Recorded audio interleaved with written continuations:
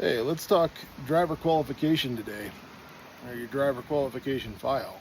So whether you work for a big company or you're owner operator, run your own business, sometimes you don't need subscriptive third-party services, though they will try their best to get you to subscribe, to allow them to manage your company's safety and compliance.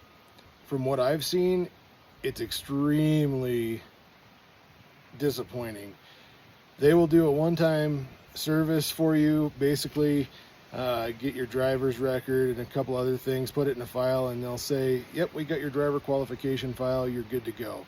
Well, it's simply not the case, because there's a lot that goes into the driver qualification file. And then these companies, once they have that one-time paperwork that they put in there, they'll charge you somewhere between $100 and $300 a year to maintain this driver qualification file with all the same stuff that was in it from the first time that you talked to them. Well, the driver qualification file has to be updated every year. Okay, it's got to contain number one, all of your driving credentials. If you were to CDL school, you need all those records.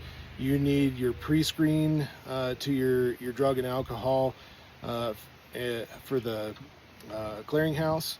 You need to have signed a drug and alcohol policy that should be in there for your company or owner operator, doesn't matter. And then you have to do an annual clearinghouse check on yourself. You have to do an annual driving record on yourself, along with the first time when you start your company or when you start with someone else. They should be pulling a 10-year driving record, trying to find out if you had any disqualifications on their speeding tickets, stuff like that. That needs to be in your driver qualification file. Okay, but point is don't subscribe to these services that charge you $100 to $300 a month, okay, that don't do anything for you. There are some companies out there, good ones, that will charge you a subscription, and they stay on top of your files, keep them updated. That's a premium service. That would probably be like a retired probably trooper or DOT port of entry person or something like that that started their own company. But very few companies I've come across, they don't do it right, they cut corners, and you're not in compliance, and it's just looking for some issues during an audit.